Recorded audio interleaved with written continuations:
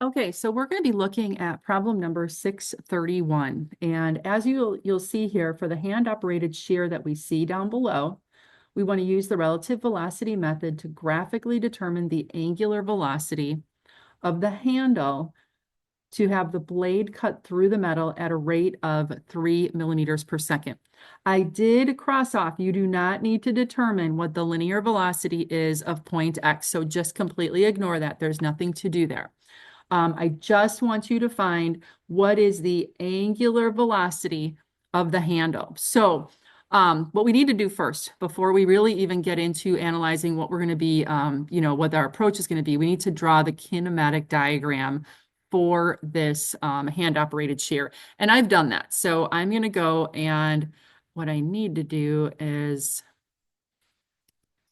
here. I'm not sure why I don't have my little thing at the bottom here. So I'm going to have to stop, and I'm going to open that up again. Okay. And then I'm going to reshare. Sorry about this. Okay. All right. So what I've done is I have created the kinematic diagram for problem number 631. So this is what we have here. So as you'll notice is that the shearing mechanism or the blade is going to be only constrained to a linear motion. So it is going to be represented by a slider. I'm going to zoom in here a little bit. Then you're going to notice that there is a connecting rod to what is the handle. Now the handle does go all the way out to point X, even though we're not going to worry about it. I did draw that handle to scale based on the dimensions that were there. Now from the slider to the center point of where the handle rotates around, there is a 75 millimeter offset. I didn't put the other dimensions in here just because they're really not needed for any other purpose, but our frame is number 1, as it normally is. Our handle would be number 2. I like to consider that like our input. Connecting rod is number 3. And then the slider or the blade is going to be number 4. Then you're going to notice that the joints are A, where the handle connects to the frame, B, C, and then D would be the connection or the constraint of the slider being vertical, okay?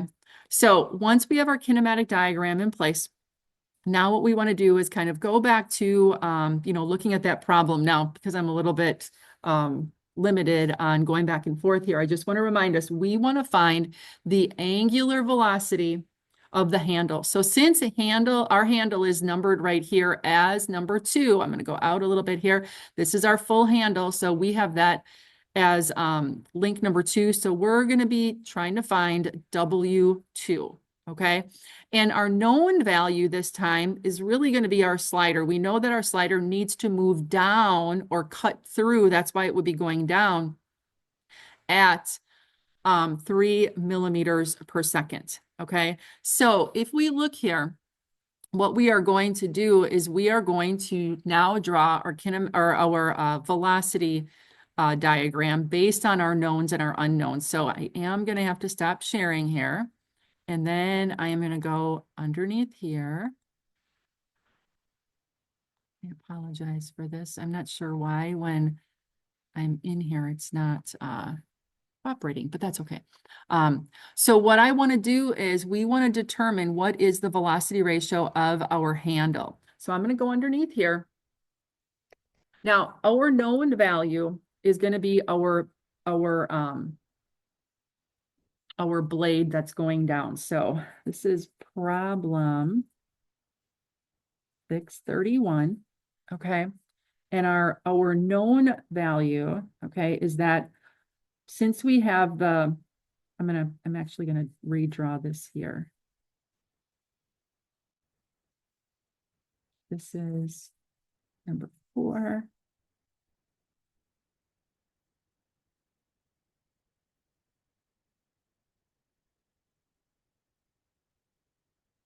I just want to redraw this so that I can, instead of going back to the CAD all the time, that I can kind of point here. That's going to be number 4. This is number 3. This is number 2.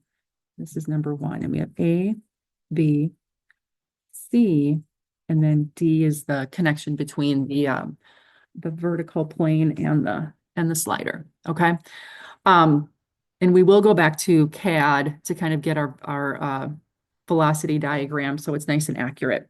Now, what we do know is that going straight down in a vertical fashion, this would be the velocity of point C, and we know that to be equal to 3 millimeters per second. Okay, according to the problem, it says that that blade needs to be cutting through, so that means it's going to be going down at 3 millimeters per second. Okay, now we want to find out we want to find out what this handle is doing. So if this is going down, we can kind of see that this is going to be pulling it in this orientation. So W2 is what we want to find, okay? It's what we want to find. So if we look at points that are on our link number 2 that are connected to our slider where we know the information, we're going to want to go from C to B. And then once we know what the velocity of B is, we can find out what W is, okay? So we're going to start by doing our vector diagram. So we always start with our unknown value, our velocity of our, I'm going to say UK, which is our unknown. It's going to be equal to the velocity of the known, which is K, plus factorially the velocity of the unknown relative to the known. So we've got to look up here and kind of using this generic equation, we want to fill in what are our knowns and what are our unknowns. So we know everything about point C, right? We know its direction, we know it's going down, and we know its magnitude. So we know both of these, magnitude and direction. So this is going to be equal to our velocity of C. And I just have those check marks for known, magnitude, and direction. We know that our unknown is going to be point B. We want to get over here, but we have to go through this connecting rod to get there. So our unknown is going to be the velocity of B. Now, we don't know its magnitude. We're going to get that from the vector diagram, okay? But we do know direction, okay? We do know direction. Now, if the direction, we know that B is connected back to its point of rotation, its center of rotation, which is going to be point A here. And we also have a pretty good idea because the blade is going down that this is going to go in a counterclockwise direction. So that means that our velocity of B, even though we don't know its magnitude, let me get that out of number 3 out of the way here, okay? We know that the velocity of B is going to be perpendicular to that radius of rotation, but we'll have to find out what the magnitude is. So we can say, we see here, we don't know magnitude, but we do know direction, okay? And then in order to get from C back to B, we have to add vectorially the velocity of the unknown B relative to C. Now, what is that? That is going to be this link right here. Now, this does not have a fixed center of rotation, but it's going to kind of oblongly be rotating, and I'm putting that in quotes. But we do know that its direction is going to be perpendicular to that line, okay, connecting C and B. So this is going to represent the velocity of B relative to C, direction only. We don't know if it's going up and to the left or down and to the right. So in this case, again, we don't know magnitude, but we do know the direction, and it's going to be perpendicular to the link connecting right here. And again, in CAD, we have this all drawn to scale. So when we use that diagram and get the directions, we're going to be nice and accurate. Okay, so since this is our base equation, this is what we're now going to draw in AutoCAD. So I'm going to have to stop sharing here for a second and then manually go over to AutoCAD. Okay, and then I'm going to come back over here and I'm going to share. Sorry about this. Okay, so now since I have this all drawn to scale, I'm now going to add in my vectors. Okay, so I'm gonna get rid of this dimension because I really don't need it for this problem. I just wanted to show you that it was offset. And I'm going to draw in my known vector C going straight down at the magnitude that it's identifying. So I am going to draw this as a line from that center going straight down. So I need to put my ortho on, and this is going to be, If I put it as 3, notice that I'm in a metric mode here. That means that it's going to be super small. So what I'm going to draw this at is I'm going to draw it at 30. I'm going to add a 0 to everything just so that the scale comes out nicely. So that's going to be vertical. And I know that that is going straight down. Oopsie, come on. Line.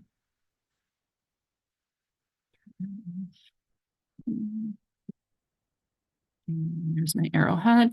And then I just want to label this so that I know that this is the velocity of C. Velocity of C. Okay. So I know both magnitude and direction there. And when I do my vector diagram, I'll copy that over. Now I want to draw in my velocity at B.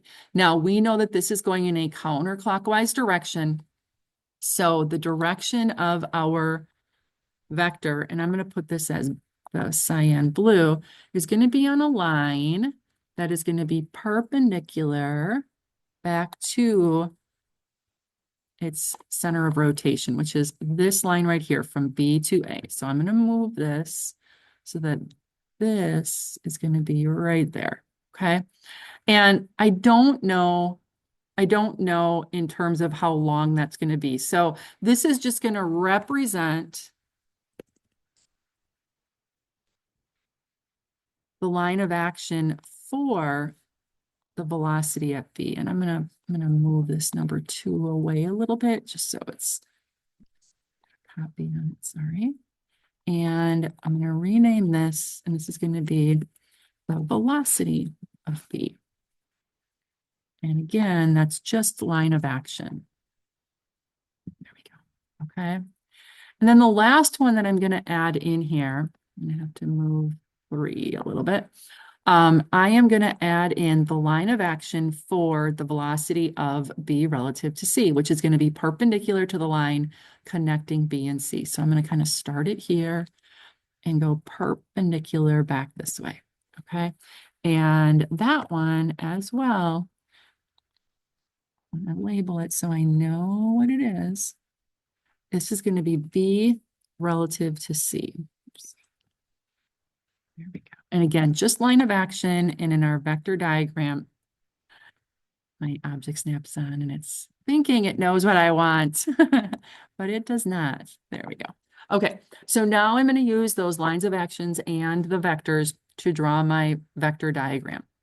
I am going to write it over here. We know that it starts with VC. So I'm just going to write the diagram right here, or write the equation, sorry. This is going to be VB plus vectorially BB relative to C. I'm going to make this a little bit longer. Come on, there it is. Okay, so it's all in. Oh, Kat is not cooperating with me today. Okay, there we go. And what I'm going to do now is I'm going to identify first my origin. So I always want to know exactly where you are starting from. So you need to draw this crosshairs if you would. Okay. And then that, remember, represents the equal sign. So as I start on my, I did this wrong. So sorry. This is B is my unknown and C is my known. Okay. A lot of times our problems are in the opposite direction, and B is usually in this spot. But this time, because our slider is our known quantity, the velocity of C is known. So we want to start where we know the most information, and that is right here with the velocity of C. So I am simply going to copy, and I'm going to leave the original vector there, but I'm going to copy, and I'm going to start its tail at the origin, and it's going to go straight down like we see it here, okay? Then on the endpoint of C, I'm going to draw the line of action of B relative to C. So I'm going to go like this. I'm going to copy this line of action right here, okay? And I'm going to start with the endpoint, and I'm just going to put it like at the endpoint right there. I'm not exactly sure which way this is going to go, okay? Got my ortho on, so it's like not happy. So it might go up and to the left or down and to the right. I'm not sure. But then I've exhausted everything that I can do here on the right-hand side. So I'm going to cross the equal sign. And then my velocity of B right here is going to be what I'm going to add to my vector diagram. Now, because it's on the opposite side of the equal sign, and I'm starting back at the equal sign, the tail of B is going to start at the origin. So I am going to copy that vector, and I'm going to put it at the origin here. So if I extend this up and to the left, my intersection is going to be up here. So that's what I'm going to do. I'm going to extend this so it goes up there. So my intersection is right here. And now I'm going to trim away the parts that I don't need. So I don't need this and I don't need that. Then I'm going to move guy over here. Okay. Now arrowheads. Let's look at our vector equation. We're going to start here on VC. We have VC where its origin starts at the, I'm sorry, its tail starts at the origin and its tip goes straight down. We're going to add the velocity of B relative to C. So that means that the tail of B relative to C is going to start at the tip of VC. So the tail is going to start here, and then its tip is going to go where we see this intersection. So I'm going to go back up to object 4, and I'm going to add in the arrowhead, and it's going to be in this direction right here. Okay, so that's going up and to the left. So now arrowhead of the velocity of B. Velocity of B, we cross back over the equal sign. So that means B's tail is going to start at the origin and its tip is going to be out here at that intersection. So I'm going to go to object 3, line, zoom in here, and my line from there and there. Okay. All right. Now, magnitude of the velocity of B, I am going to do an aligned dimension from that point to that point, and that is going to be its velocity. Now, remember, when we drew, and it's worth putting this in here, when we drew the velocity of C, why is it, what the heck did I not?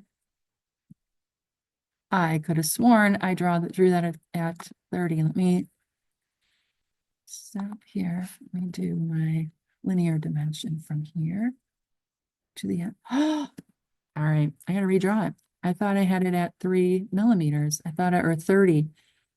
30. Yeah, that's 30. What happened? Why is it not? Oh, look at that. I was not at the right spot. That's why, because it was probably grabbing that little spot there. Let's try to dimension it again from here to here. What the heck? 1, 2, 10 points. I copied it. It should be, there we go, 30. Must have been just grabbing that little bit of offness.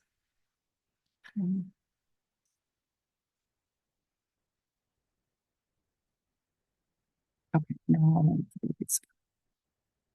I don't trust this dimension. We're doing aligned on this one and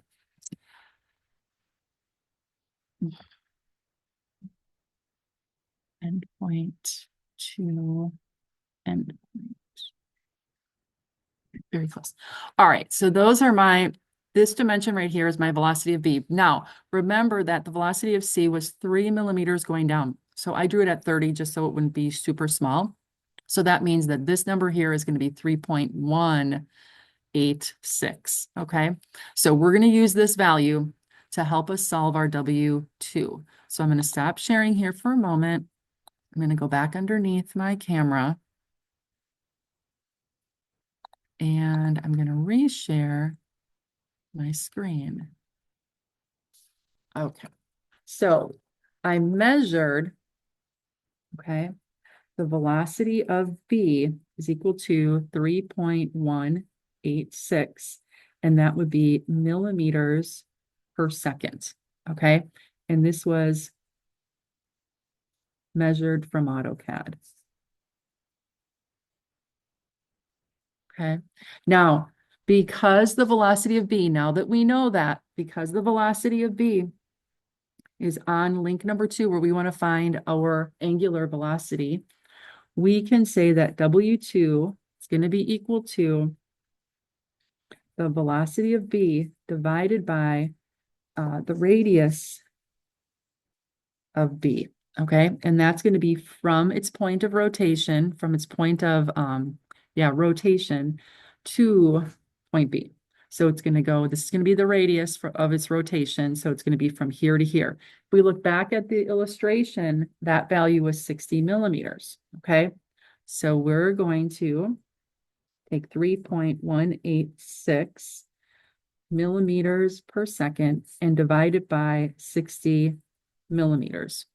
Millimeters cancel, okay? And we're going to be left with nothing per second, okay? But we know that our W2, I just need to take this value, 0.186, divide by 60, and I'm getting 0.0531 radians per second. Remember, in and out of this equation, we're always in radians per second. But we don't want to report it in radians per second. We need to change this to RPMs. So we know that there's 2 pi radians in 1 revolution. And we know that there's 60 seconds in 1 minute. So radians cancel, seconds cancel. Make sure to do those cancellations. And now our W2, when we multiply across the top and we divide by the bottom,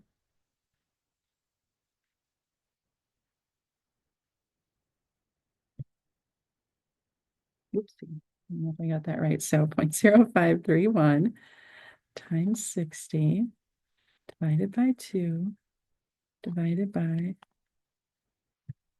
and we get 0.507, and we have revolutions per minute or RPMs. So do not leave it in the 0.0531 radians per second, okay? Make sure that you convert the final answer to be in RPMs. Now, the other part of this is that we did confirm the direction, and that is going to be counterclockwise. So we always want to add that to the direction for a rotational speed. Okay, so that is problem number 31, which does match the answer key for that particular problem. So that's all the farther you need to go with that. Remember, you do not need to do anything with point X, so don't worry about that. And hopefully this was helpful.